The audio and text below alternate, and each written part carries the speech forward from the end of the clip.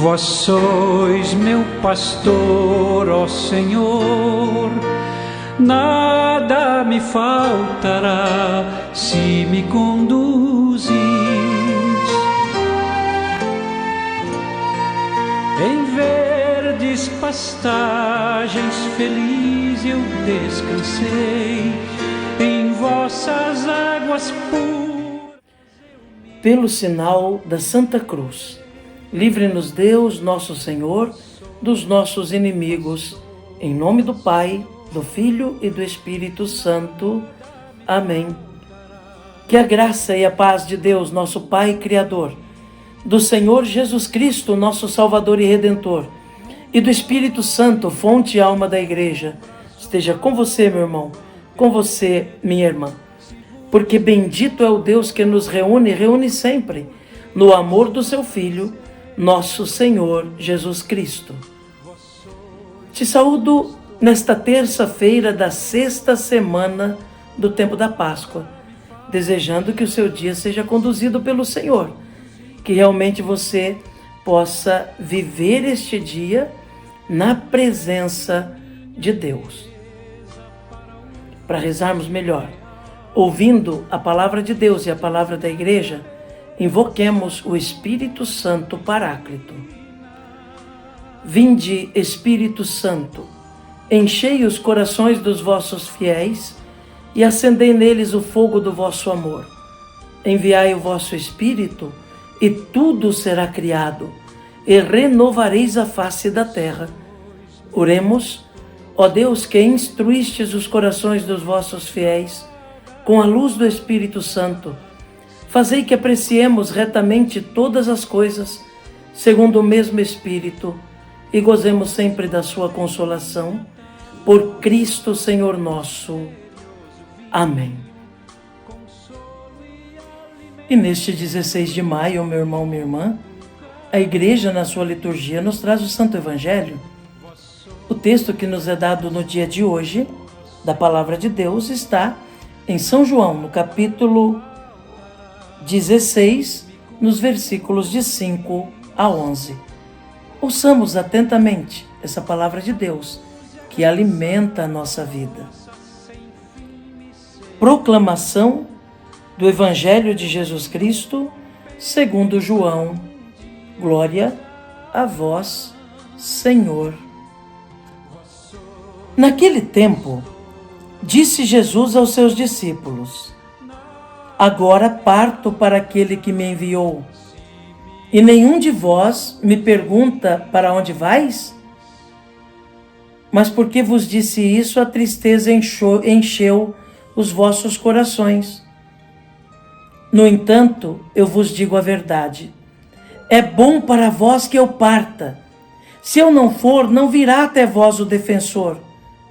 Mas se eu me for, eu vô-lo mandarei.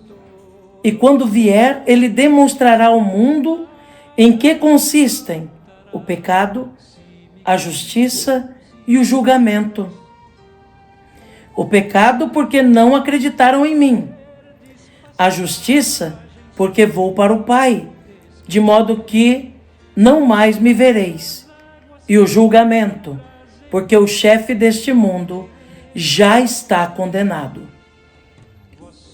Palavra da salvação. Glória a vós, Senhor. Que pela palavra do Santo Evangelho sejam perdoados os nossos pecados. Amém. Meu irmão, minha irmã, ouvimos este Santo Evangelho que mostra Jesus ainda dando as suas últimas instruções antes de partir definitivamente da vista dos seus discípulos. Jesus aqui continua falando do defensor que ele deverá mandar.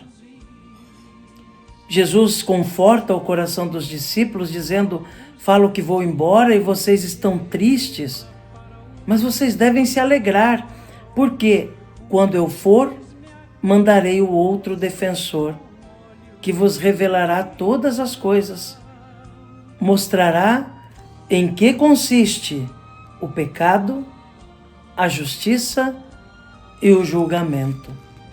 É Ele quem iluminará as mentes de vocês para que possam compreender tudo aquilo que eu ensinei.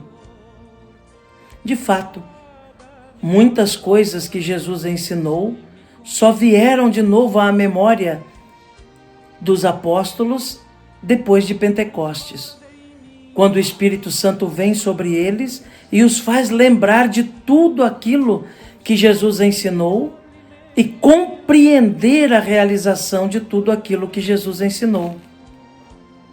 E Jesus já diz em que consiste o pecado: em terem rejeitado a sua presença. O grande pecado do mundo, meu irmão, minha irmã, é não aceitar Jesus. Isso para aqueles daquela hora que não o acolheram, que não o reconheceram, que não o aceitaram como Filho de Deus. Aqueles que preferiram prender-se em seu egoísmo ou prender-se em suas verdades cimentadas e não se abriram à verdade que Jesus trazia. Mas também há aqueles que o rejeitam hoje, que preferem ficar com suas falsas verdades do que abrir-se ao Evangelho e aceitá-lo em sua vida como seu Salvador. Esse é o grande pecado: não acolher o Filho de Deus, não acolher Jesus.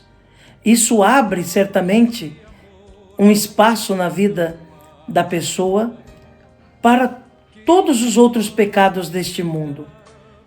Porque não querer aceitar Jesus, rejeitá-lo, significa abrir espaço para o mal. Então Jesus já dá uma dica, mas os discípulos vão compreender depois, com a vinda do Espírito Santo, o quanto foi pecaminoso muitos não terem se aberto para a presença do Senhor. Jesus diz também que mostrará em que consiste a justiça. Ele vai para o Pai. Saber que Jesus está vivo junto do Pai e ao mesmo tempo continua vivo caminhando conosco, ainda que não o possamos ver nem tocar, é o maior sinal da justiça. Ele não permaneceu na cruz, foi condenado e morto de modo injusto, mas não ficou dependurado, preso na cruz. Ressuscitou de verdade e agora está à direita do Pai, governando tudo, com o controle de tudo, para manifestar a sua palavra por último. A última palavra será a dele, no fim de tudo. Essa é a justiça.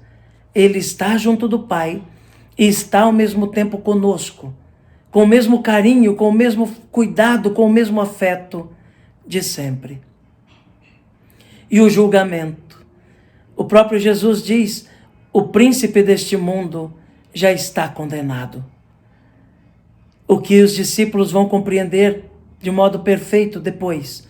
E a igreja compreende também, nesses 2000 anos de existência, pela ação do Espírito Santo, que o chefe deste mundo já está condenado.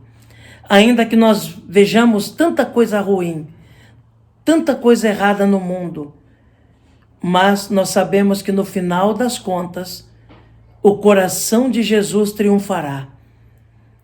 E o inimigo, que tem feito tanta confusão neste mundo e que tem aplaudido de camarote o mal que existe no mundo, será definitivamente destruído. Essa é a esperança da fé.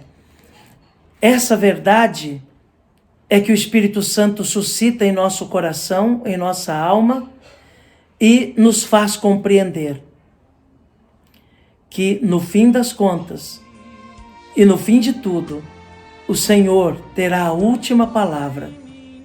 Basta perseverarmos nele e veremos quão gloriosa é a sua palavra, que se tornará gloriosa em nossas vidas. Que Jesus nos ajude, então, a abrirmos sempre o nosso coração para que o Espírito Santo, habitando em nós, como já veio habitar pelo batismo, possa nos instruir e fazer sempre mais compreender aquilo que Ele já nos ensinou. E que Nossa Senhora reze por nós. Amém. E o céu